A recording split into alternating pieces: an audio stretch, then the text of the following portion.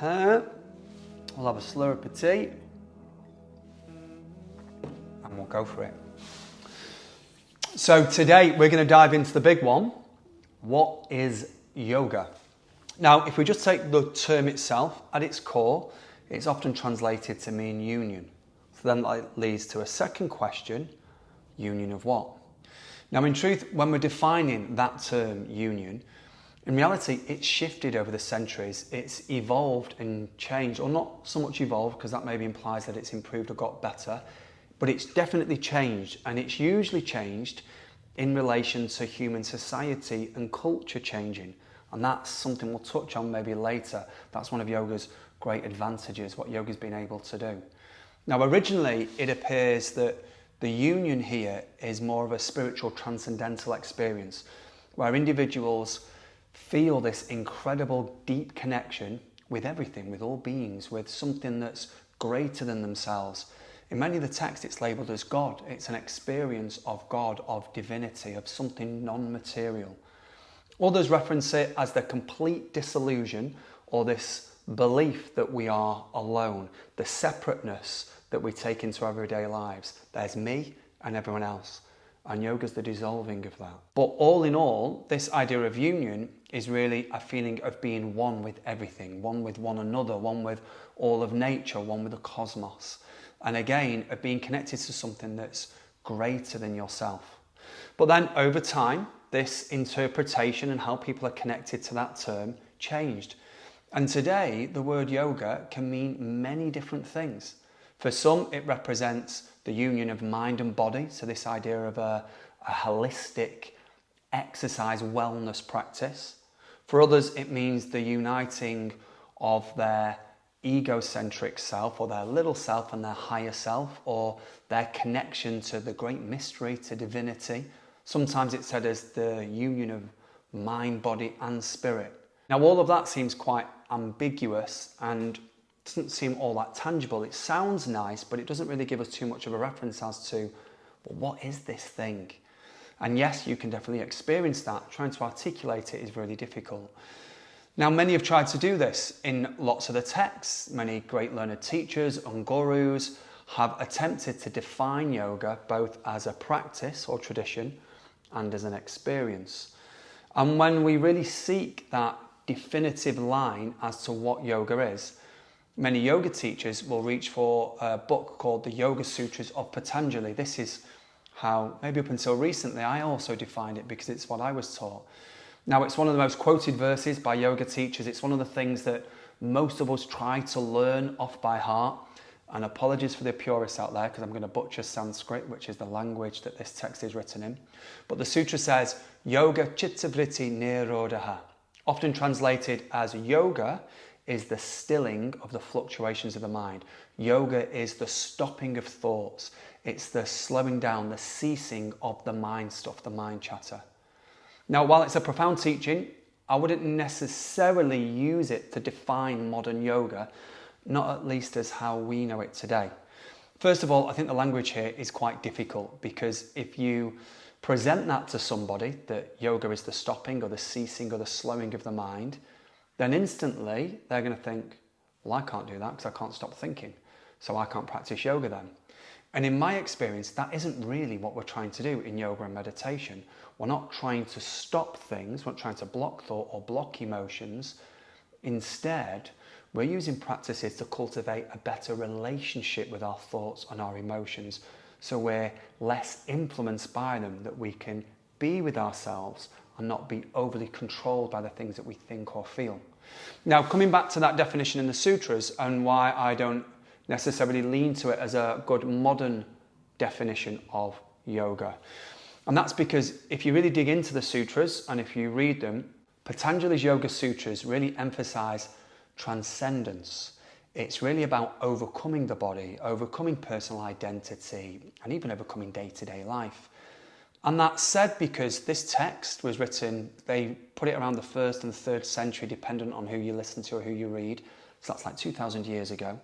And the yogis of this time, and in fact the yogis from in around the medieval period backwards, for the large part, many of them weren't householders, although that came into the practice, but they were ascetics, they were renunciates.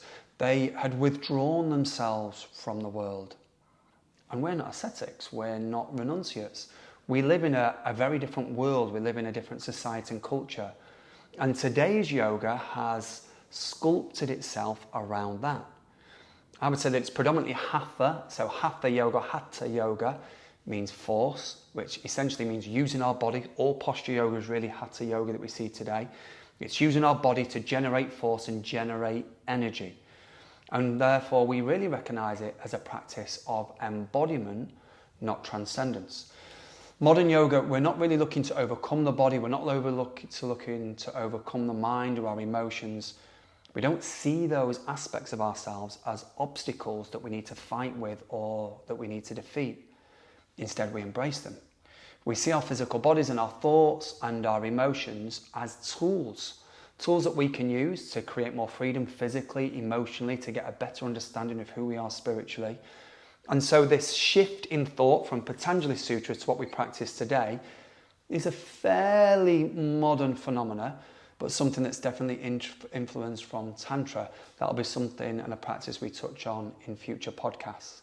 Now, I'm not saying here that the Yoga Sutras aren't valuable, because they are. There's absolutely timeless wisdom in there. I reference them a lot and use them a lot in my teachings and also in my own personal practice.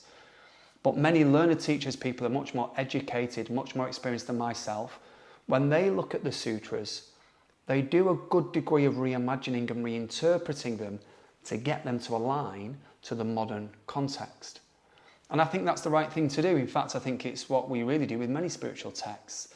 As long as we don't lose the essence of them, we can reimagine them, we can reinterpret them to make them fit and help support us for the way in which we're living in the world now.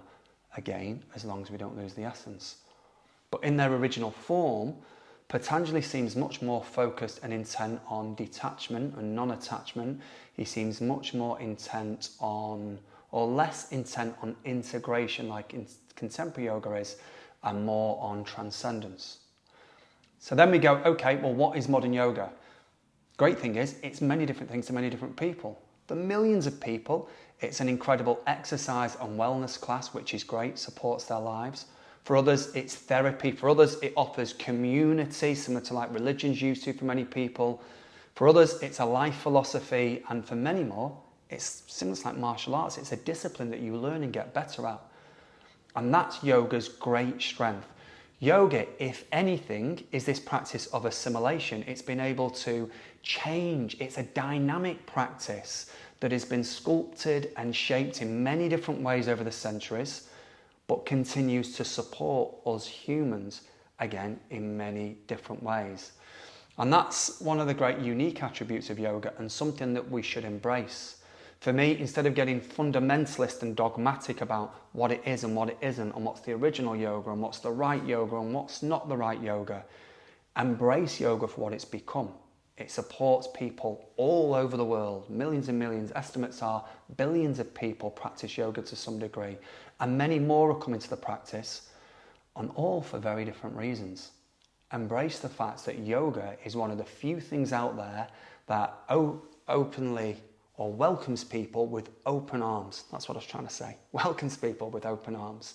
Now, I have had many stabs at writing definitions. I've written many different courses for yoga teacher trainings, and my definition has definitely evolved, my personal definition, over the time. In fact, it's what I often ask students to do during their time in a yoga training, to keep redefining what yoga is to them, because it does change from different experience.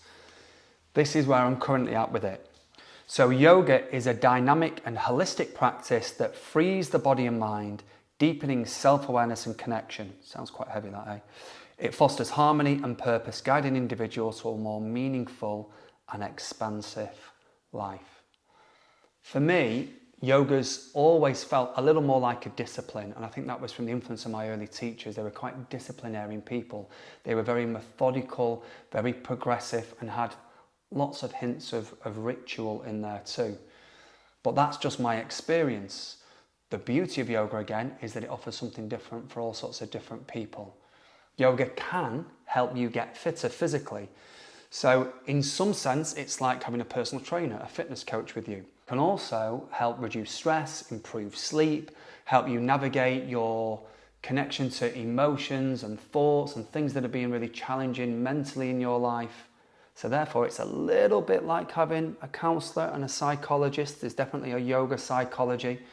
It offers guidance even on nutrition, how to live healthily. It gives you principles, it gives you kind of virtues which you could include in your life. Practices like gratitude, contentment, discipline, kindness, compassion. So it fulfills this hole that religion seems to have left gaping in modern society. Now, in no way am I saying that yoga replaces any of those things. It doesn't replace professionals. Of course it doesn't. And I certainly won't be so ignorant and arrogant to say that yoga has replaced religion or faith for people at all. But it has the potential to touch on all these areas. It really is, or has the potential to be a truly holistic practice, which is incredible. How remarkable is that? And for me personally, yoga's always been a powerful tool in my life, and it continues to be so. Whenever I feel that I'm getting, or the world is getting a little too much and I'm becoming more challenged at work or at home or just in my own personal mind, then yoga's one of my go-to practices. I have others. I speak to loved ones. I go and lift weights. I run. I go and see a coach, and I would see a therapist if I felt I needed to. But yoga is the constant. It's always there. And for me, for well over 15 years now, I think I'm at 16, 17 years, it's always been a thing that has brought more steadiness to my life, more centeredness to my life. It is a practice of union. It's a practice of connection. It will enhance your awareness of self. It's magic. Basically, that's it. In brackets, yoga's magic. That's what the definition should be.